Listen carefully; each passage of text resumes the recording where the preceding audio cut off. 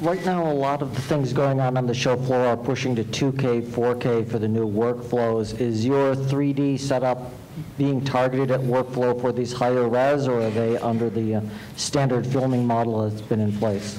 Well, I could do an hour presentation, and I did recently at CinemaCon on high frame rates versus, in other words, temporal resolution versus spatial resolution. There's a big push for 4K.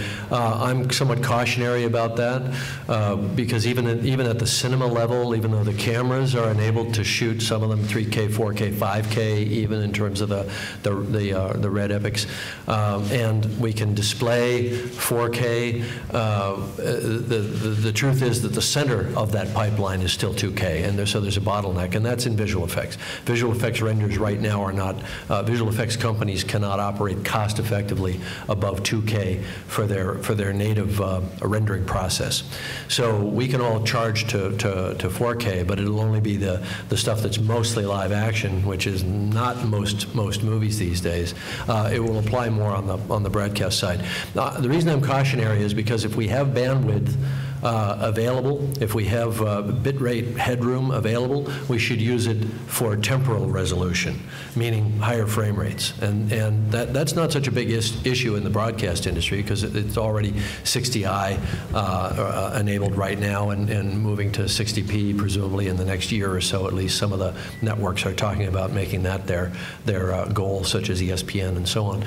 So I don't think that the higher frame rate is as big an issue for broadcast. I think it's a big issue on the movie side because I think the broadcast industry is pulling away from the movies rapidly in this area of frame rate. I believe broadcast has made the right decision. The movie industry is going in the wrong direction, which is getting too overly focused on spatial resolution. You know, what's the area array? If you've got a 4K picture, you're talking about 4 times the data rate of a 2K picture because it's essentially 4 2K pictures, as opposed to doing 2K at 48 or 60p, in which case you're only at 2 or 2.5 times the bit rate to achieve a better looking picture because you've removed all the motion artifacts.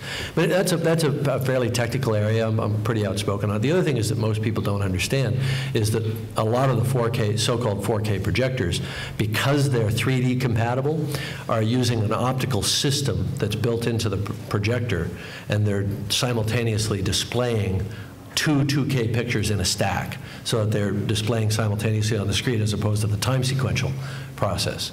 And by doing that, they've essentially gone from 4K down to 1/4 of that resolution of 2K. And it is also the case for the non-3D films because they have to run them through the same projector. In terms of sets, I think the general answer is we're going to be there to service the needs of whatever people adopt in this. We can handle the frame rates, we can handle the resolution issues, and we welcome any improvements in any of those areas that are industry-wide, and we're ready to service them.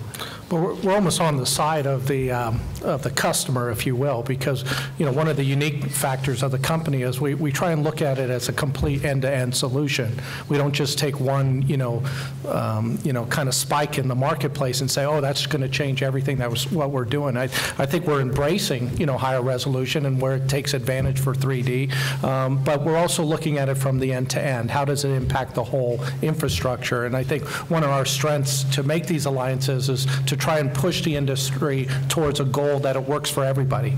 Not just one piece of the puzzle, and so I think it's critical to embrace those technologies, but also to evaluate them in the overall goal of where we want to end up, and that is, good 3D entertainment that is cost effectively produced worldwide.